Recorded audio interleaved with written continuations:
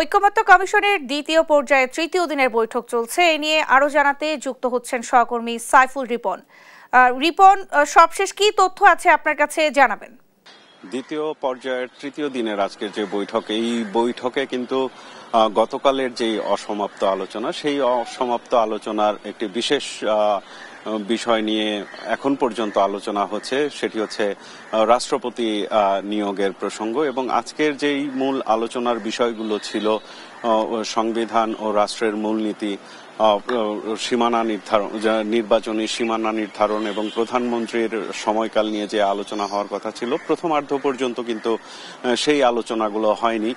এবং এখন পর্যন্ত আমরা যতটুকু জানতে পেরেছি যে রাষ্ট্রপতি নির্বাচনের প্রক্রিয়া নিয়ে আলোচনা হয়েছে এবং এতদিন ধরে রাষ্ট্রপতি নিয়োগের ক্ষেত্রে যেই ব্যবস্থা প্রচলিত ছিল, সেই ব্যবস্থার যে পরিবর্তন প্রয়োজন, সেই বিষয়টি কিন্তু প্রায় অধিকাংশ রাজনৈতিক দলই মনে করেন যে সেই ব্যবস্থার পরিবর্তন করা দরকার। এবং সেই ক্ষেত্রে নতুন কিভাবে রাষ্ট্রপতি নিয়োগ করা যায়, সেই বিষয়টি নিয়ে কিন্তু দুই তিনটি মতামত এসেছে। এবং প্রাথমিকভাবে যেটি বলা হচ্ছে যে ৭০ অনুচ্ছেদের সংশোধনীর ফলে যেই সরকারি দলের এমপিরা, নির্বাচিত এমপিরা যেহেতু ভোট দিতে পারবেন, দলের বিপক্ষেও ভোট দিতে পারবেন, এই ধরনের একটি ব্যবস্থা রাখা হয়েছে।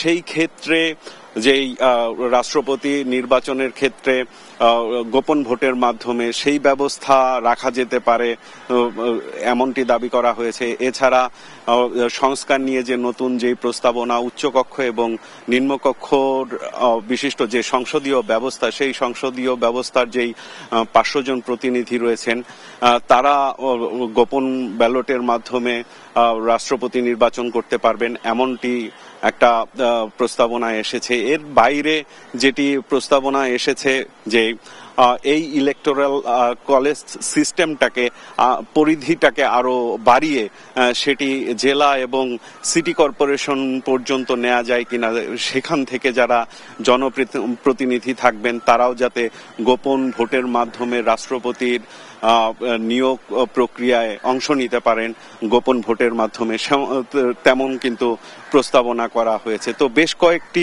বিষয়ে প্রস্তাবনা তুলে ধরা হলেও এখনো সবগুলো রাজনৈতিক দল ঐকমত্যের জায়গায় পৌঁছায়নি। তবে অধিকাংশ রাজনৈতিক দলই মনে করেন যে বিদ্যমান যে রাষ্ট্রপতি নিয়োগের পদ্ধতি রয়েছে, সেই পদ্ধতিতে পরিবর্তন আনা প্রয়োজন। এবং এর পাশাপাশি রাষ্ট্রপতি নিয়োগের পাশাপাশি রাষ্ট্রপতি এবং প্রধানমন্ত্রীর ক্ষমতার যেই ভারসাম্যের কথা বলা হচ্ছে দীর্ঘদিন ধরে, সেটিও কিন্তু আলোচনায় অগ্রাধিকার পাচ্ছে। এবং রাজনৈতিক দলগুলোর পক্ষ থেকে বলা হচ্ছে যে নির্বাহী বিভাগের হাতে যেই পরিমাণ ক্ষমতা দেয়া আছে, সেই ক্ষমতা থেকে কিছু ক্ষমতা রাষ্ট্রপতির হাতে হস্তান্তরের বিষয়টি বলা আছে। এবং বলা হচ্ছে যে রাষ্ট্রপতিকে যেভাবে আলংকরিক ভাবে পদটিকে দেখা হয়, সেই জায়গা থেকে আরো কার্যকরী করতে রাষ্ট্রপতির ক্ষমতাকে আরো বাড়িয়ে আনা যায় কিভাবে, সেই বিষয়ে কিন্তু প্রাথমিক নির্দেশনাগুলো, প্রাথমিক একটা ধারণা দেয়া হয়েছে আলোচনার মধ্যে। এবং রাজনৈতিক দলগুলো মূলত আজকে প্রথমার্ধ পর্যন্ত এই বিষয়গুলো নিয়েই আলোচনা করছেন এবং রাষ্ট্রপতি নিয়োগের যেই প্রক্রিয়া, সেই প্রক্রিয়া নিয়ে রাজনৈতিক দলগুলো একটি ঐকমত্যে পৌঁছাবে, এমনটি প্রত্যাশা কিন্তু রাজনৈতিক দলগুলো করেছে। এবং এরপরে দুপুরের যে মধ্যাহ্নভোজ, তারপরে আবার বৈঠক বসেছে এবং সেই বৈঠকে আজকের যে আলোচ্য বিষয়গুলো ছিল, সেই আলোচ্য